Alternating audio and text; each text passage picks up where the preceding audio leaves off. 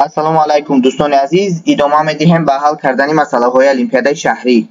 در نوار قبلی ما تمام تست‌های آن را با آخر رسانیدیم و در این نوار کوشش می‌کنیم که مسئله‌های آن را حل کنیم. شروع می‌کنیم از مسئله 1. در دلفینریا دلفین تعلیم دیده با سرعت 18 کیلومتر ساعت قد دیوارهای حوض مربع شنا کرده در مسافه دائمی از دیوارها دور می‌زند. نمود از بالا در رسم نشان داده شده است. در مدت 1 دقیقه وی 3 مرتبه حوض را می‌گردد. مسافه بین دلفین و دیوار را یابید. درازی هر یک دیوار 35 درازی طرف دیوار 35 متر است و بیاید اکنون داده ها را ترتیب می‌دهیم. اول داده ها را ترتیب می‌دهیم. سرعت دلفین 18 کیلومتر تقسیم ساعت. قد دیوارهای حوض مربع شنا کرده در مسافه دائمی از دیوارها. این مسافه را بیایید با یگان به اشاره میکنیم. مسافه بین دلفین و دیوار در دلخواه مدت وقت ب. در مدت 1 دقیقه ت برابر است یعنی به 60 ثانیه 3 مرتبه حوض را میگردد. یعنی 3 مرتبه ما این را با n اشاره میکنیم. شماره گردشش را 3 مرتبه. مسافه بین دیوارها رو دلفین و دیوار رو یابید. انا همین ب رو ما باید پیدا کنیم. پس بیاید اول راهی طی کرده انا همین دلفین رو میابیم. پیش از همه راهی طی کرده دلفین برابر میشود به سرعت آن ضرب وقت. 18 کیلومتر ساعت این میشود 5 متر تقسیم ثانیه ضرب 60 ثانیه که این برابر میشود به 300 متر. یعنی مسافه طی کرده دلفین این 300 متر برابر میشود و در این وقت وی 3 مرتبه حوض رو میگردد. 3 مرتبه حوض رو میگردد و اگر راهی طی کرده دلفین رو در 1 مرتبه گردشش ما یابیم این میشود پریمتری کوادراتی که آن حرکت میکند. کوادراتی که دلفین حرکت میکند طرفش برابر است به ا طرح 2b. انا همین یعنی اگر ما از اینجا تا انا اینجا رو یابیم در اینجا ب داریم در اینجا هم ب داریم و عموما 2 تا ب با انا همین ال گویم رو اگر طرف کوادرات رو ال گویم 2b و ال یک جای میشوند ا یعنی 2b جمع ال برابر میشود به ا و اگر از اینجا ال رو یابیم طرف کوادرات رو یابیم این میشود ا طرح 2b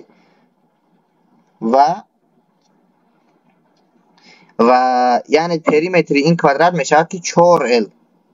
پریمتر کوادرات میشود 4l و پریمتر کوادرات این میشود که درازی راهی که در یک گردش دلفین طی میکند یعنی 4 ا طرح 2b. این درازی راهی که در یک گردش طی میکند و درازی راهی که در 3 گردش طی میکند یعنی تمامی درازی راهش این میشود 3 ضرب پریمتر 3 مرتبه پریمتر کوادرات رو طی میکند پس میشود 12 ا طرح 2b. این از طرف دیگر راهی طی کرده دلفین و از طرف دیگر باشد از فرمول صورت میانه ما راهی طی کرده اون رو الک یافتیم. پس در اینجا فقط گزارش کردن لازم است. یعنی باید با فرمول گزارش میکنیم و ضرب ت برابر است به 12 ا طرح 2b. یعنی ما تنها از این فرمول باید ب رو یابیم.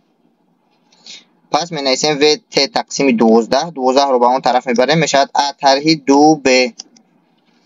2b برابر میشود به ا طرح و ت تقسیم 12 و از اینجا اگر ب رو یابیم ب برابر میشود به ا تقسیم 2 طرح و ت تقسیم 24 یا اینکه 12 ا طرح و ت تقسیم 24. اینجا قیمت های عددی رو گذاشته حساب میکنیم. 5 متر. اکنون مسئله دوم. وزن ماشین پس از طی کردن 300 کیلومتر چقدر کم می شود اگر محرک آن در 100 کیلومتر 10 لیتر بنزین صرف کند. مسئله 2. حجمی که عموما ماشین صرف میکند حجم بنزینی که صرف میکند این 30 لیتر می باشد چون که در 100 لیتر در 100 کیلومتر در 100 کیلومتر اگر 10 لیتر صرف کند، پس در 300 کیلومتر باید 30 لیتر بنزین صرف میکند. باید ما ببینیم که چقدر وزن ماشین کم می شود. وزن ماشین البته از حساب کمشوی سوزشواری آن کم می شود. یعنی ما باید ببینیم که وزن ماشین چقدر کم می شود. یگان دلتا پی می نویسیم. دلتا پی می نویسیم و اینچنین زیچی بنزین را هم می نویسیم که برابر است به 710 کیلوگرم تقسیم متری کوبی. ما اول مسای کم شده ماشین رو میابیم چقدر مساش کم میشود و مقداری آن همون مسای سوزشواری مسای بنزین یعنی برابر میشود با زیچی بنزین ضرب حجمی که در 300 کیلومتر صرف میکند. پس این برابر میشود با 710 ضرب 30 لیتر رو با متر کوبی میگردانیم. 30 ضرب 10 در درجه ای مینوس 3 میشود. این برابر میشود با 213 کیلوگرم. و اگر ما وزن کمشوی وزن رو یابیم، اینجا باید دلتا ام بنویسیم، تغییرابی مسا. دلتا پی باشد برابر میشود با دلتا ام ضرب جی. این برابر میشود با 213 کیلوگرم ضرب 10 متر تقسیم 21 کوادرات و این برابر میشود تقریبا با 21/10 نیوتن. یعنی جی رو ما تقریبا با 10 برابر گرفتیم. 21/10 نیوتن. این مسئله 2. اکنون مسئله 3 رو میبینیم. аквариум то боло бо об пур карда мешавад. об бо кадом қувваи миёна ба девори аквариуми дарозиаш 50 сантиметр ва баландиаш 30 сантиметр таъсир мекунад. аквариум то боло бо об пур карда шудааст. биёед додаҳоро тартиб медиҳем. дарозии девор 50 сантиметр, баландиаш 30 сантиметр. бале, дарозии девор 50 сантиметр. این است مسئله رقم 3. بلندیش باشد 30 سانتی متر. 30 سانتی متر. ما باید یابیم که آب با کدام قوه میانه به آن همین دیوار تاثیر میکند. زیچی آب باشد 1000 کیلوگرم تقسیم متری کوبی است. پس ما باید قوه میانه را یابیم. قوه میانه از چی برابر است؟ فرض کردیم که این اگر آن همون حوض باشد، ما باید یابیم که قوه میانه ای که به آن همین دیوار آب تاثیر میکند به چی برابر است. و ما میدونیم که در نقطه های پایانی فشار زیادتر است. در نقطه بالا اگر ما فشار اتمسفری رو به اعتبار نگیریم، در اینجا فشار ما با 0 برابر میشود. در اینجا باشد فشار ما ماکسیمالی میشود و با رو جی اش برابر میشود که اش آن همین چقوری آب است که 30 سانتی متر است. اش می باشد. برای آن که ما قوه میانه را یابیم، ما باید آن همین فشار میانه را با واسطه فشار میانه کار کنیم. یعنی فشار میانه برابر است با قوه میانه تقسیم مساحت آن همین دیوار. این عکس از بر می باشد. حاضر ما دیوار رو تصویر میکنیم تقسیم اس. و از اینجا اگر قوه میانه را یابیم، این میشود فشار میانه ضرب اس. و از بس که فشار وابسته به بلندی خطی تغییر مییابد، پس ما میتوانیم فشار میانه رو چنین قبول کنیم. فشاری در بالا بوده پیدا یعنی 0 جمع فشار ماکسیمالی تقسیم 2 فشار خردترین جمع فشار زیادترین تقسیم 2 ضرب اس. یعنی این برابر میشود با خود رو جی اش تقسیم 2 ضرب اس که اس ما در نوبت خود این مساحت دیوار می باشد که در اینجا اگر دیوار رو نگریم این اش می باشد و این باشد ال درازی و بلندی اش. پس در اینجا میگذاریم قوه میانه برابر است با رو جی اش تقسیم 2 ضرب اش ضرب ال و اینجا برابر می شود با رو جی اش کوادرات ال تقسیم 2 و در اینجا قیمت های عددی رو گذاشته حساب میکنیم.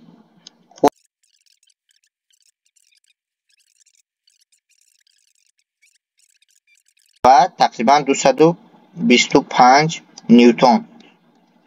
این بود مسئله 3.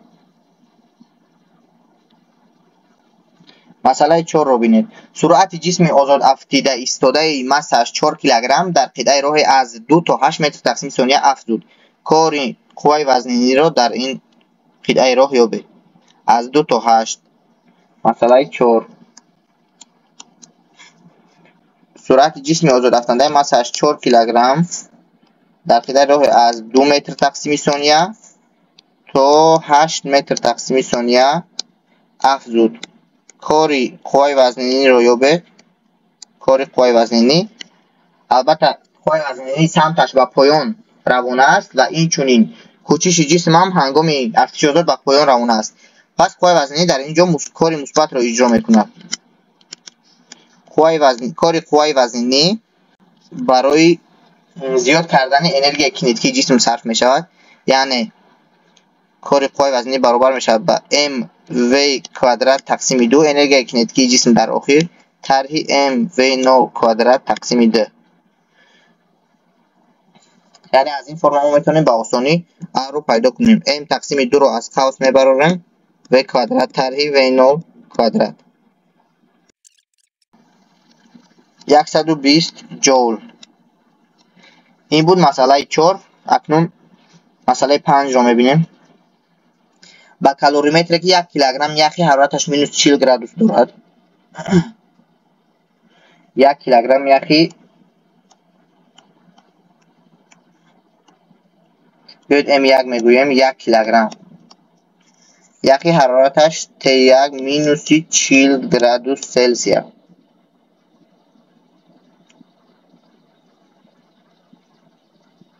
بوغی مساش 1 کیلوگرم و حرارتش 120 گرادوس سلسیوس. بوغی 1 کیلوگرم و حرارتش چند گرادوس سلسیوس؟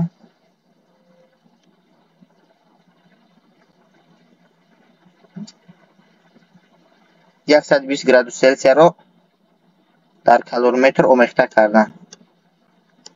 120 گرادوس سلسیوس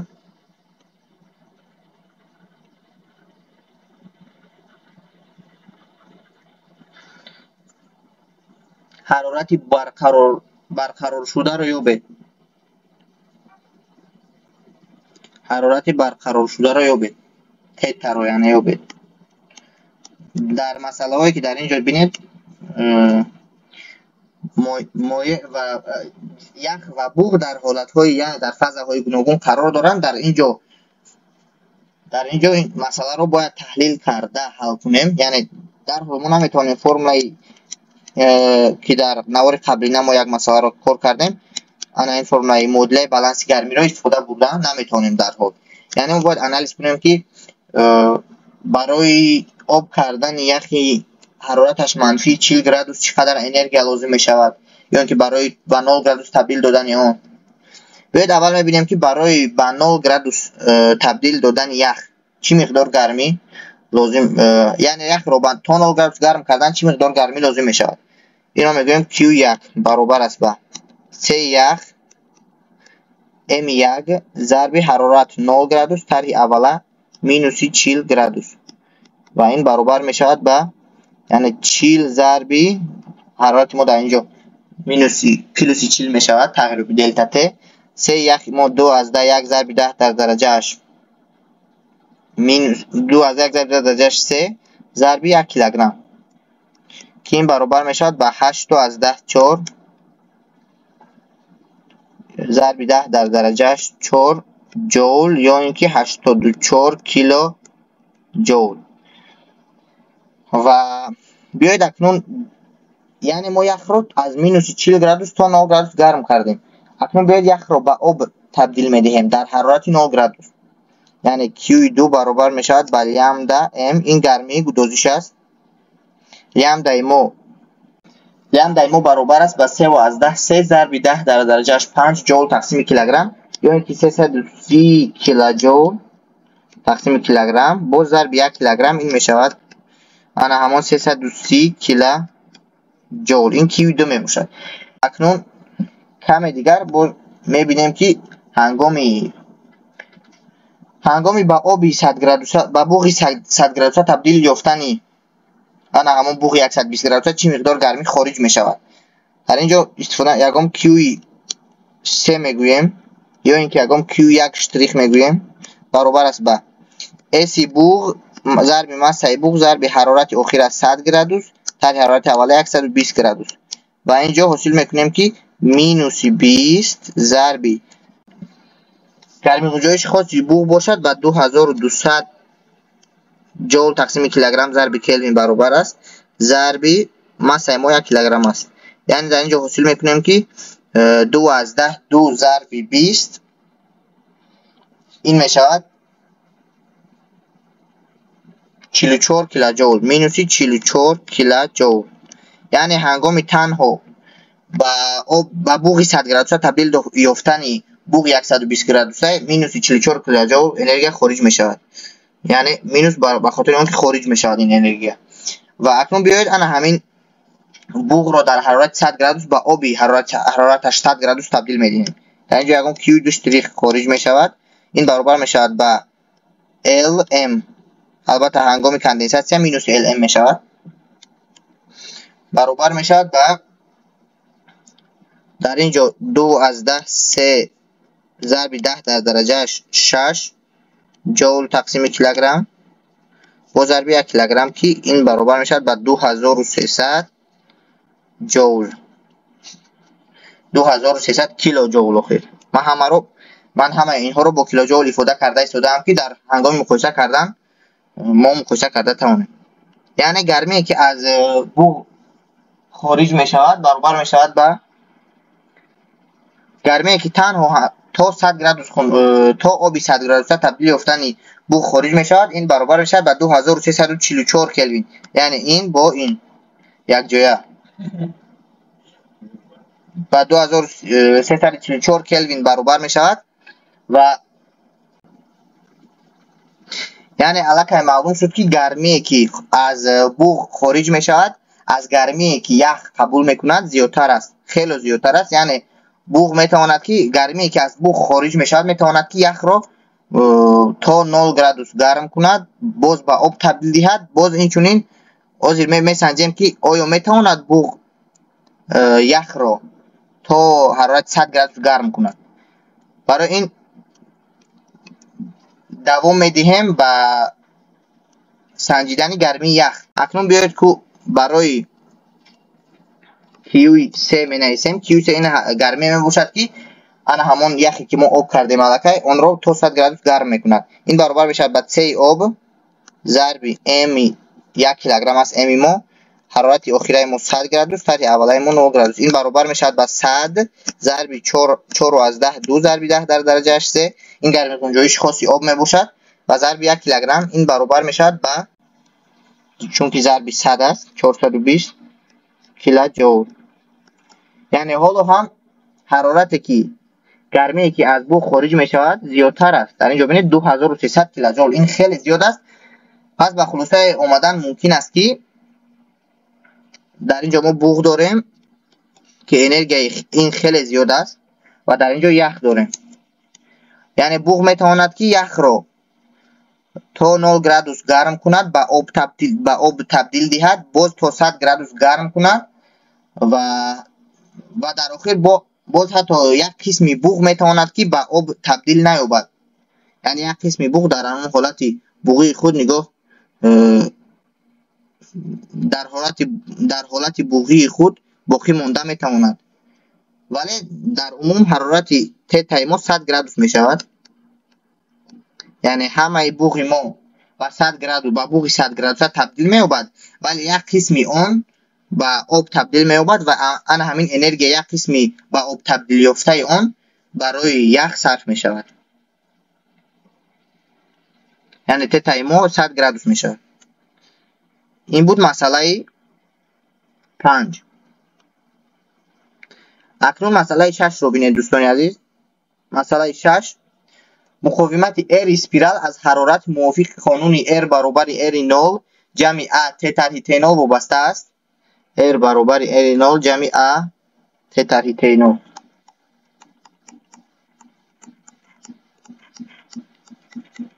یعنی مقاومت چنین وابستگی دارد که در اینجا A برابر است و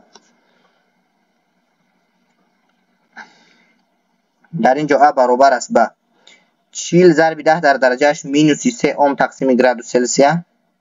40 ضرب 10 در درجهش مینوس 3 میشه 0.4 اوم تقسیم گرادوس سلسیه.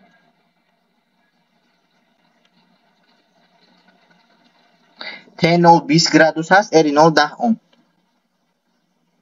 تی نول برابر است به 20 گرادوس سلسیه، اری نول برابر است به 10 اوم. و ما باید یابیم که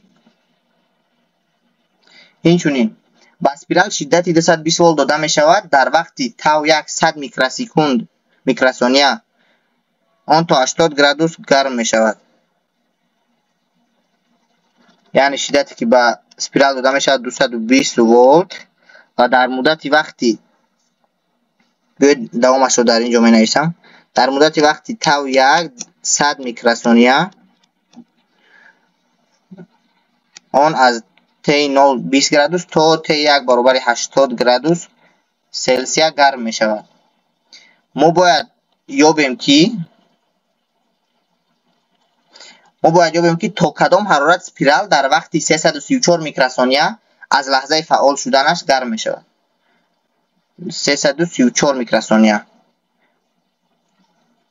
تاوی 2 برابر است به 334 میکروثانیه تا کدام حرارت گرم می شود و این چونین گرمی گنجایشی آن را باید ما یابیم. گرمی گنجایش، نه اینکه گرمی گنجایش خاص، گرمی گنجایش اسپیرال را معاینه کنید. در این حرارت ها افکنی شد و گرمی دیگر را نادیده گرفتن ممکن است. 334 میکروثانیه گرمی گنجایش اسپیرال را ما باید یابیم، هم تی 2 را یابیم هم گرمی گنجایش 3 را. در اینجا از قانون جو لنز استفاده میبریم. ما میدونیم که هنگامی با شبکه الکتریکی پیوست کردن اسپیرال، شبکه الکتریکی شدتش او، گرمی که در اسپیرال وابسته به وقت جدا می شود، این کیو برابر است به او کوادرات تقسیم ایر اسپیرال ضرب وقتی تاو، یگان تاو. از وقتی که حرارت در اینجا با ت اشاره کرده شده است، پس ما وقت را با تاو اشاره میکنیم. ولی در اینجا وقت ایر ما، مقاومت ما از وقت وابسته است، از حرارت وابسته است.